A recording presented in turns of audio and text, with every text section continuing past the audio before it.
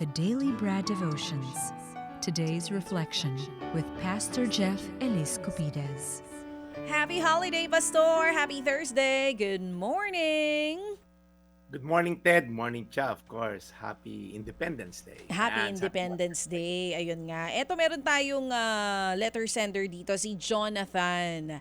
At problemado dahil lulong sa sugal. So, hindi ko na patatagalin. Humihingi siya ng... Gusto niyang ano yun, Cha, gusto Pastor? niyang makalaya. Gusto niyang makalaya sa Sa pagsusugal. tulong. Oo, Yan, oo. yun nga ang problema Tingnan nitong natin. si Jonathan. So, hindi ko na patatagalin, Pastor, dahil humihingi siya ng payo sa'yo, ng gabay, tungkol nga dito sa kanyang pinagdadaanan ngayon. Para sa Anong Say Mo, Brad? Sabi niya dito, Pastor Jeff, ako po'y nalulong sa sugal at naging dahilan ng paglubog ng aming pamilya. Pinagkatiwalaan ako ng aking kapatid na magpatakbo ng kanyang negosyo kaya nabiyayaan din ang blessing ng ito'y lumago. Dati akong sugarol na binigyan ng second chance ng aking pamilya. Hindi ko naman ito sinayang at nagpursigi ako upang mabigyan ng magandang buhay ang pamilya ko. Pero hindi ko kinaya ang tukso. Bumigay ako at bumalik sa aking dating bisyo. Sinayang ko ang binigay sa akin na pangalawang pagkakataon na mapabuti ang kinabukasan ng aking asawa at mga anak. Nalulung ako sa kasino, Pastor. Na isang laang sasakyan na naipundar, maging ang titulo ng lupa na dapat ay pagtatayuan ng aming bahay. Ako ay padre de pamilya, subalit hindi ko na maibigay ang pangangailangan ng mga anak ko. Ngayon ay nawala na sila ng respeto sa akin. Subalit ang misis ko, tinanggap pa rin ako sa kabila ng malaking pagkakamali na nagawa ko. Malapit na po akong mag-senior citizen. Subalit hindi pa rin ako nakakabawi sa mga anak ko. Sinisisi ko ang sarili ko kung bakit hirap sa buhay ang mga anak ko. Sinayang ko kasing magandang pagkakataon na ipinagkaloob sa akin noong panahon ng kalakasan ko. Kaya walang magandang buhay ngayon ang aking mga anak. Pakiwari ko'y wala ng kabuluhan ang buhay ko. Brad Jeff, anong masasabi mo? Anong say mo, Brad? Yan nga ang liham ng ating kapatid na si Jonathan. Pastor? Nako, sinasalamin ni Jonathan ang mga challenges ng karamihan nating mga kababayan dahil nga nauso napakadali ngayong magsugal, lalo na nasa telepono ka lang makakapagsugal ka. So hindi lahat ng tao kaya namang aminin yung pagkakamali at kahinaan tulad mo, Jonathan, kaya saludo rin kami sa iyo. No? Alam ko malalim yung sugat na nadulot na to sa iyo at sa mga tao na sa paligid mo.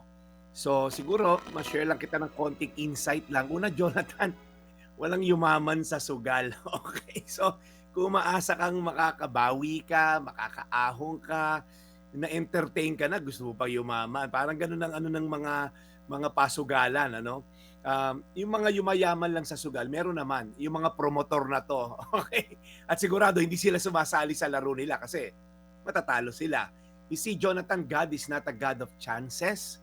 Tinawag niya tayo para magtrabaho. Sabi nga ni Apostol Pablo, huwag pakainin ng tamad.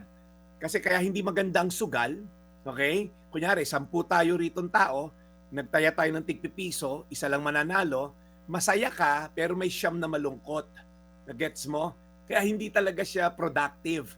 Masaya ka at the expense nung katamaran din na katulad mo nung iba. Kaya po hindi pinopromote ang sugal sa Biblia kasi nga, walang production eh. Walang paghihirap, walang perseverance. Yung magsasaka na naghihintay sa tanim niyang tumubo, dinadamuhan, tinatanggalan ng mga peste, dinidiligan.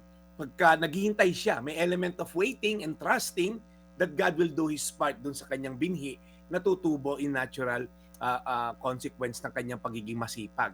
Pero sa sugal, may 10 tamad, nagtaya ng piso, masaya yung isang tamad, yung 9 na tamad, natalo. So, wala talaga. So, Jonathan, pero hindi pa huli ang lahat. Yan naman ang gusto kong sabihin sa iyo. Okay? May mga pagkakamaling mahirap itama pero hindi sabihin imposible. Sabi sa unang Kronika 16:11, magtiwala kayo sa Panginoon at sa kanyang kalakasan. Palagi kayong dumulog sa kanya. So Jonathan, yan ang payo ko sa iyo. Ang pagsisisi mo ay simula ng pagbabago, hindi katapusan. Malapit ang Diyos sa mga taong broken ang puso. Kahit pakiramdam mo, basag na basag ka na, hindi ka tataboy ng Diyos. Ang tunay na pagsisisi ay hindi lang iyak. Ito'y pagbaling sa Diyos at pagtalikod sa kasalanan. Pangalawa, ang respeto ay pwede muling itayo unti-unti. Malamang sarado na ang puso ng ilan sa mga anak mo pero hindi sarado ang puso ng Diyos. Huwag mong unahing pagkuha sa loob niya ng mga anak mo. Unahin mo yung pagiging totoo. Magpakatotoo ka sa bagong landas na tinatahak mo. Okay? So maliit na respeto, unti-unti lang, i-gain mo yung respect nila, lalaki yan. Forgiveness is given, trust is earned. Huwag kang mag-expect na itatrust ka na agad ng mga nasaktan mong mga tao. Pinatawad ka, maaari, okay, ng mga kamag-anakan mo, pero yung trust, Jonathan, sad to say, kailangan mong i-earn yan. Yung asawa mong tinatanggap ka pa rin hanggang ngayon, biyaya ng Diyos yan. Ipaglaban mo siya, igalang mo siya, mahalin mo, at pakita mo yung genuine na pagbabago mo. So as I end, ang pagkabigo mo sa kahapon ay pwede mo maging gabay sa ngayon. Sa edad mo ngayon, 60 ka na o magsi-60, hindi pa tapos ang laban. Hindi ka disposable. Alam ng Diyos na may mission pa siya sa iyo. Hindi pa tayo tapos si Lord. Okay? Tingnan mo si Pedro, tumalikod kay Jesus, na-restore. Si Moses, murderer nga yun, binigyan pa ng pagkakataon ng Diyos. So, hindi pa huli ang lahat. Kaya mo yan, Jonathan. Ituloy mo lang ang pagbabago, pagtalikod sa kasalanan, at pagharap kay Kristo. Unang Kronika 16:11, magtiwala kayo sa Panginoon at sa Kanyang kalakasan. Palagi kayong dumulog sa Kanya. Manalangin tayo, Jonathan. Panginoon, si Jonathan ay isa lamang sa maring biktima dahil din sa napakadaling access sa sugal ngayon na nasa upuan ka, na kahit nasa CR ka, pwedeng maubos ang pinagtrabahuan mo na isang araw o isang taon. Kaya Panginoon, tulungan mo mga mamayang Pilipino na huwag umasa sa chance. Huwag umasa sa biglaang yaman dulot ng sugal dahil walang yumaman sa sugal. So Lord, tulungan mo kami, Lord, na mag-isip na ang hard-earned money namin ay biyaya mo at kami steward lamang, tagapangalaga ng lakas, ng yaman, ng kapasidad kumita araw-araw. Huwag naming sayangin to sa isang upuan lamang. Salamat, Panginoon, sa wisdom na ibibigay mo sa mga taong nalululong sa sugal na tumalikod at humarap sa iyo. Sa pangalan ni Jesus. Amen. Amen. And Lord, salamat po muli sa aming pakikinig sa napakagandang aral today mula kay Brad Jeff. We pray, alagaan niyo po si Brad Jeff, ang kanyang kalusugan, ang kanyang ginagawang pagmimisyon sa aming programa. In Jesus' name we pray. Amen. Salamat Brad muli sa iyong napakainam, napakaganda at makabuluhan na mensahe this morning. At kami taimtim na nakinig. At ako, namnam ko ang iyong aral na ito. Sugal. Although, sabi nga ng iba, ang buhay ay sugal.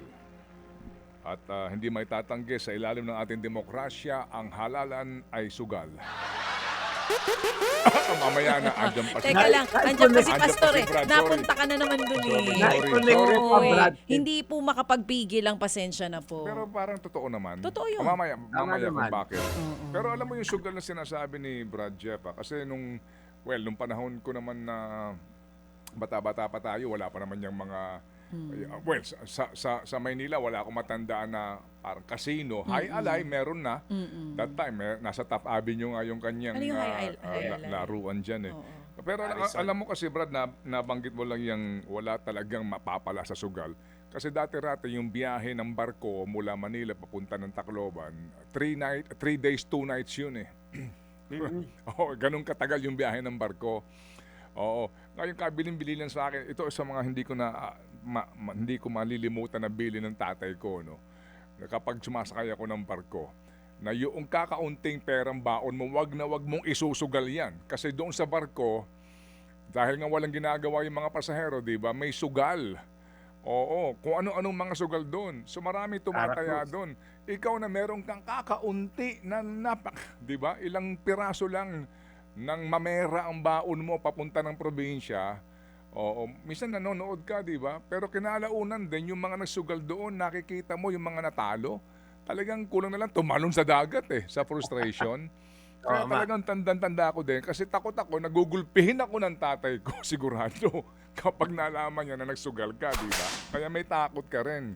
Kaya pinakamainam, pag naandun ka na, sumilip ka, umalis ka na kaagad para mawala yung Correct. tukso. Kasi nga, ang daming nando doon, may mga sugarol doon, yun na, sakay lagi ng barko. Papunta, pabalik, sakay lagi ng barko kasi yun ang kanilang, ang kanilang Negosyo. racket, no? Sa barko na mandaya ng mga nagsusugal doon. Yun lang Tama. naman. Oo nga. May kilala ko, Brad Ted, dahil sa sugal, naging milyonaryo, Brad Ted. Hindi, merong talaga? bilyonaryo. Oh, Oo. hindi, dating bilyonaryo, natalo, naging milyonaryo na lang. Naging milyonaryo. oo. Ako naman, Naghirap na. ako naman, meron akong kilala din. Oo. Well, dati milyonaryo lang, naging bilyonaryo. Dahil sa sugal. Oo. At saka, ngayon nga, ang ganda eh. Oo. Number 1 na TikToker yung ano niya. Halak ka. Oo. Ano Sa number 1 politika, TikToker? Yung kanyang Yung alin? doon sa reklamo na misis niya. Aray ko po. Ikaw talaga. Oo. Sa politika, sumugal yan, Brad Ted. Ha? Hindi, politikong nagpapasugal. May ganun. Di ba bawal yun? Kasi conflict of interest. Well, I mamaya, mean, mamaya papaliwanag ko sa iyo yung binabanggit mo na. Anyway, Oo. ba't pa tayo napupunta rito? Kayo kasi nga talaga. yung problema ng Ay, letter sugal, sender natin sugal. na Oh, sugal. Pero sabi nga ni Dami na Brad po Jeff- nalugmok dyan. Oo. Gumawa din kami ng episode, Brad. Yung mga lulong sa sugal na yung PAGCOR kasi dapat sila numero 1 na sila kasi ang regulator ng mga casino. Meron mga pamilya sumusulat na sa casino, wag niyo nang papasukin 'yan. Tama. Oo. At yung PAGCOR casino, hindi ko alam kung naandiyan pa ba. Dito sa may bandang sa Maynila, anong street yun, Seth? Yung may PAGCOR casino operated dyan.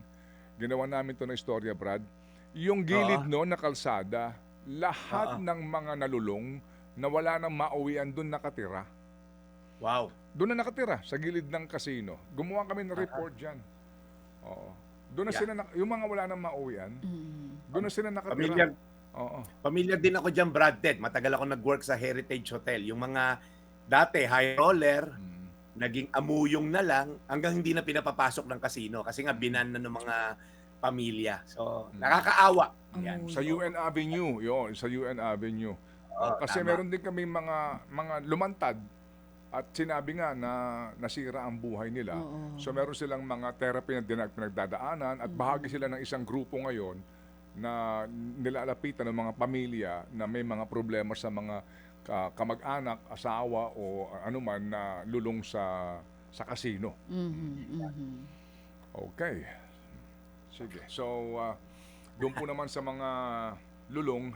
Ako sa pagkain lang. Huwag niyo akong tingnan ng ganyan. Masama din. Ay, gluttony pala yun. Ganda. Oo. Okay. Brad, salamat na marami sa iyong pangaral na ito. Pero sabi nga, may another chance. Lagi po naman. Yeah. Tomorrow is another day and another chance. May Yun another yun. chance. Opo. Amen. Pati sa Senado, Sige, may Brad. another chance sila sa Unlimited chances nga sila dun eh. Ayan, napunta ka na naman dyan. Ikaw talaga eh. Oo, nandito pa nga si sige. Pastor eh. Salamat, Pastor! Brad. Salamat na marami. Naitatawid lagi ni Brad Ted ang kanyang sa frustration niya. Anyway, Brad Ted, paalis na ako para ikay malaya na makapag-komentarista. Good morning. Good morning po. Opo. Okay. Magkikita kami ng biyanan ko mamaya. May gathering kami dahil nandito yung kapatid niya, si Tita Jen. So, Mami Angie Razon, makita-kita po tayo mamaya sa lunch party natin. Mga Razon. Opo. Okay. Sige. Brad Jeff, salamat na marami. Thank you, Salamat, Pastor. Brad Ted. Happy Daily Brad. almost Daily weekend. Brad. Yan. Serving the people, Brad Jeff Elis Copides.